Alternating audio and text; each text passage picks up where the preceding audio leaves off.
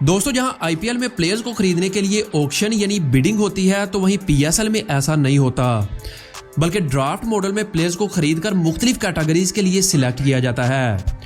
और पीएसएल टीमों के मालिकान इन प्लेयर्स को खरीदने के लिए हर साल 25 से 30 करोड़ रुपए खर्च करते हैं। लेकिन यहाँ सोचने वाली बात यह है कि ये टीम ओनर्स हर साल 25 से 30 करोड़ रुपए का खर्चा सिर्फ 12 करोड़ रुपए की ट्रॉफी जीतने के लिए क्यों करेंगे? जी हाँ, इस साल पीएसएल में जीतने वाली टीम को 12 करोड़ रुपए का प्राइज मनी मिलेगा और ये प्राइज मनी भी जीतने वाली टीम को मिलेगा। अब हर टीम तो ऑब्वियसली जीत नहीं सकती, तो फिर ये आखिर पैसे कमाते कैसे हैं? अगर आप सोच रहे हैं कि टिकट्स बेचकर ये अच्छी खासी कमाई करते हैं, तो आपको बताते चलें कि टिकट्स पीएसएल के रेवेन्यू में 10% से भी कम कंट्रीब्यूट करती है। तो चलिए फिर देखते हैं कि पीएसएल की कमाई के कौन कौन से सोर्सेज हैं जो इसे हर साल अरबों रुपए की कमाई करके देते हैं। पीएसएल के रेवेन्यू मॉडल को देखें तो कई तरह से ये पैसे कमाते हैं। सबसे पहले आती है ब्रॉडकास्टिंग, जिसे आप पीएसएल की कमाई का एक मेन पिलर भी कह सकते हैं, जिसकी वजह से पीएसएल 60 to 70% रेवेन्यू हर साल जनरेट करता है। जैसे कि 2021 में पीएसएल ने लोकल स्पोर्ट्स चैनल्स ए स्पोर्ट्स और पीटीवी स्पोर्ट्स के साथ 2 साल के लिए डील की थी, जहां इन दोनों चैनल्स ने मिलकर पीएसएल को 500 करोड़ रुपए यानी 5 अरब रुपए दिए। अब जाहिर सी बात है कि इतने बड़े मेगा इवेंट को हर चैनल तो मुंह उठा के ब्रॉडकास्ट कर नहीं सकता, इसलिए जिन चैनल्स के साथ ही डील होती है सिर्फ वही चैनल्स ही पीएसएल को ब्रॉडकास्ट कर सकते हैं।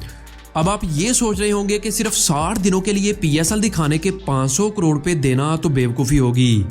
60 दिन मैंने यहाँ पर इसलिए बोला क्योंकि एक पीएसएल तकरीबन 60 दिन तक चलता है, तो 2 साल में सिर्फ 60 दिन ही इन चैनल्स को पीएसएल को दिखाना है। अब यहाँ पर इन चैनल्स को इतनी मोटी रकम देने का क्या फ़ायदा? इन चैनल्स को यहाँ पर दोगुनी कमाई होती है, क्योंकि पीएसएल के हर ओवर के बाद आपको जो ऐड दिखाई जाती है, इस ऐड के हर सेकंड पर ब्रांड्स लाखों रुपए इस चैनल को पे करते हैं और ये सारी कमाई इस चैनल की जेब में जाती है। और ये सुनकर आप शॉक हो जाएंगे कि हर मैच के मिड में जो स्ट्रेटेजिक टाइम आउट में 2.5 सेकंड्स के ऐड हमें दिखाए जाते हैं, इस 2.5 सेकंड में वो चैनल करोड़ों रुपए की कमाई करता है। अब तो आप समझ ही चुके होंगे कि ये 500 करोड़ रुपए की फीस इन चैनल्स के लिए कुछ भी नहीं है। अब बढ़ते हैं इसके दूसरे सबसे बड़े इनकम सोर्स की तरफ, जो कि स्पॉन्सरशिप है। अब स्पॉन्सरशिप भी 2 तरह का होता है। पहले आता है टाइटल स्पॉन्सरशिप। ये वो स्पॉन्सर होता है जो किसी भी लीग के साथ पूरी तरह से जुड़ा होता है। अगर नहीं समझे तो आपने हमेशा पीएसएल को ऐसे सुना होगा कि एचबीएल पीएसएल। ये जो एचबीएल है ये पीएसएल का टाइटल स्पॉन्सर है। जैसे कि आईपीएल में टाटा आईपीएल, ड्रीम 11 आईपीएल और वीवो आईपीएल, ये आईपीएल के टाइटल स्पॉन्सरशिप हैं। हबीब बैंक लिमिटेड यानी एचबीएल ने 2016 से 18 तक इस टाइटल स्पॉन्सरशिप को तकरीबन 55 करोड़ रुपए में खरीदा था, लेकिन 2018 के लास्ट में इसे 2 साल के लिए और बढ़ा दिया गया, जिसके बाद एचबीएल को 215 करोड़ रुपए और पीसीबी को देने पड़े थे। ये डील 2021 तक चली थी, लेकिन एचबीएल ने इसे मजीद बढ़ाकर 2025 तक कर दिया, जिसके इन्होंने 400 करोड़ रुपए और पीसीबी को एक्स्ट्रा दिए।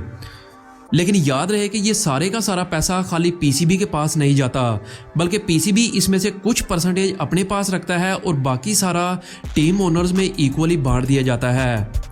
ये तो था title sponsorship.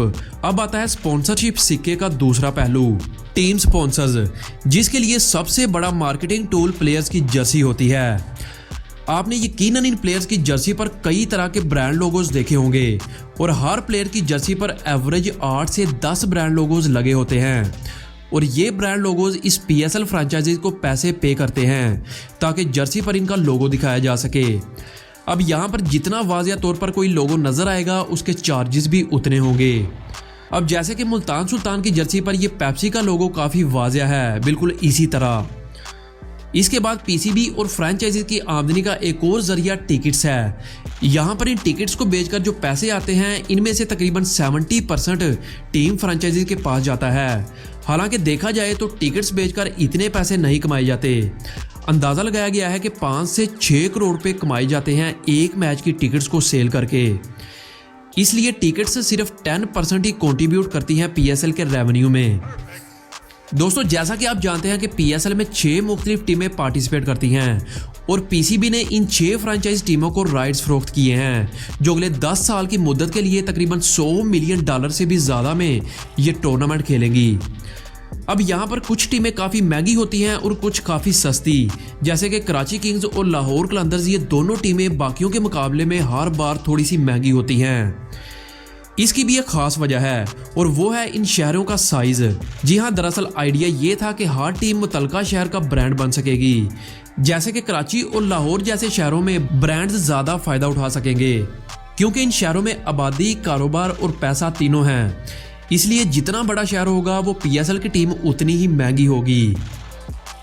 Pakistan cricket board PCB PSL की गवर्निंग बॉडी है, यानी कि PCB लीग की निगरानी का जिम्मेदार होता है। PCB की जिम्मेदारियों में लीग के शेड्यूल का निज़ाम, ब्रॉडकास्टिंग राइट्स पर बातचीत, स्पॉन्सरशिप और दीगर पार्टनरशिप को यकीनी बनाना शामिल है। ओवरऑल PCB PSL की कामयाबी में एक अहम रोल प्ले करता है। अब आखिर में देखते हैं PSL 2023 के प्राइज मनी को। इस साल जो भी टीम PSL का फाइनल मैच जीतेगी उसे पाकिस्तानी लगभग 12 करोड़ रुपए दिए जाएंगे। इसके अलावा जो रनर अप टीम होगी, यानी कि जो टीम फाइनल हारेगी, इसे भी 5 करोड़ रुपए दिए जाएंगे। इन प्राइज मनी का तकरीबन आधा हिस्सा इस टीम के ओनर के पास जाता है और आधा प्लेयर्स के दरमियान इक्वली डिस्ट्रीब्यूट किया जाता है। अब अगर देखा जाए तो प्लेयर्स का इन लीग में काफ़ी फ़ायदा होता है, क्योंकि पहले तो इन्हें ख़रीदने के लिए पैसे दिए जाते हैं, बीच में मैन ऑफ द मैचेस और लास्ट में प्राइज मनी से भी इन्हें अच्छा खासा पैसा मिलता है। तो दोस्तों, ये था PSL का पूरा बिजनेस मॉडल के किन किन तरीकों से ये तकरीबन 1 महीने तक जारी रहने वाला टूर्नामेंट पैसा कमाता है। अपना बहुत सारा ख्याल रखिएगा। अल्लाह हाफिज़।